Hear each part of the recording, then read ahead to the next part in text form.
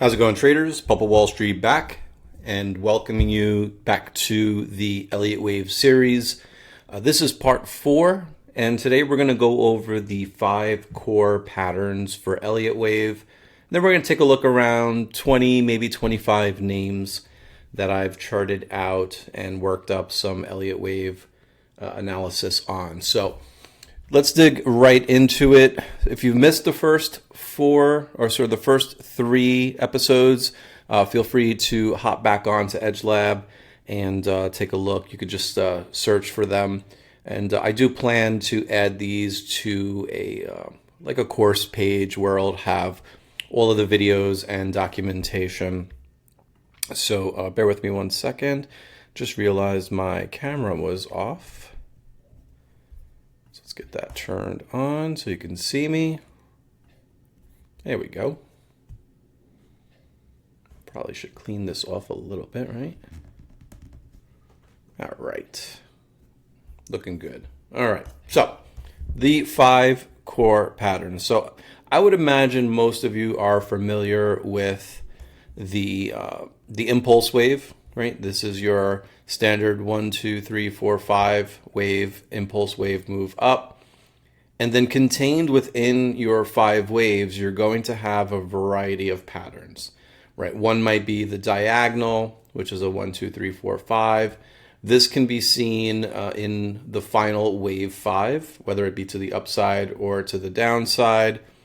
You have your zigzags. You always hear me talk about, the market likes to move in 3 wave patterns. Zigzag is one of the ways that it likes to move. You also have your flat, which is also an ABC, but you could see the zigzag, you could see has a low and then a lower low. A flat, it tends to have the origin of wave A and the origin of wave B tend to be symmetrical along with A and C, hence the name flat. And then my favorite, which is the triangle, and that's generally an A, B, C, D, E. So we'll go over the 5 core patterns in a little bit more detail. And then, as I mentioned, we will take a look at around 20 or so names. So taking a look at impulse waves. Again, this is your 1, 2, 3, 4, 5. This is your trend continuation structure. And the structure basically, like I mentioned, 1, 2, 3, 4, 5.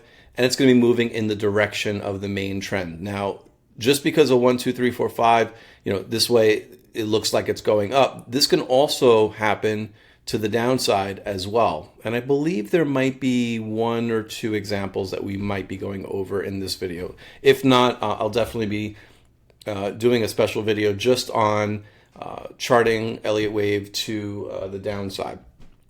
Okay, so the one thing that trips most people up with Elliott Wave is the rules. And I'm not gonna go over every single rule, but what I will do is go over the main rules.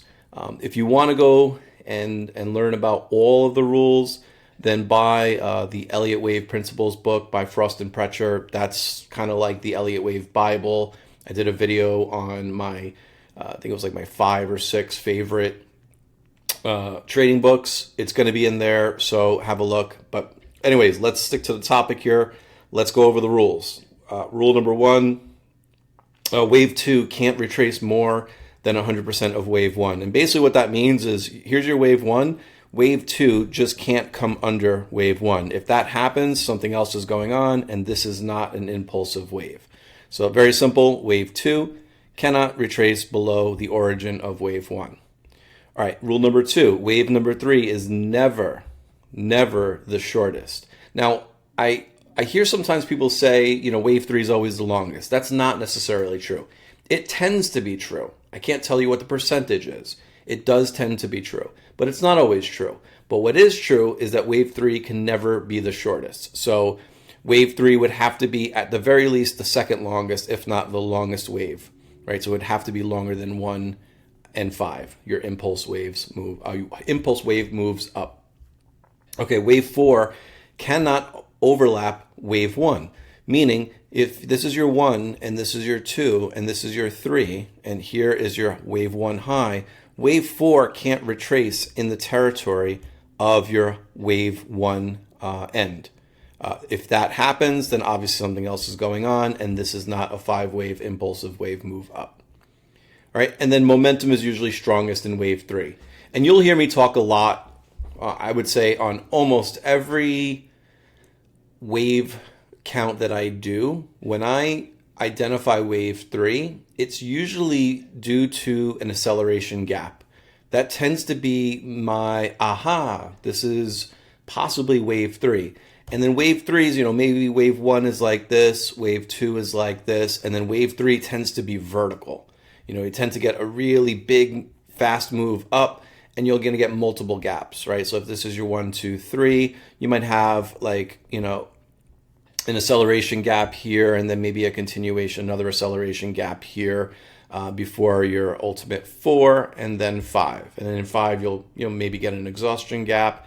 And in wave 1, you sometimes will get a breakaway gap. If you want to learn more about gaps, there is a gap strategy video that I put together a couple of weeks ago.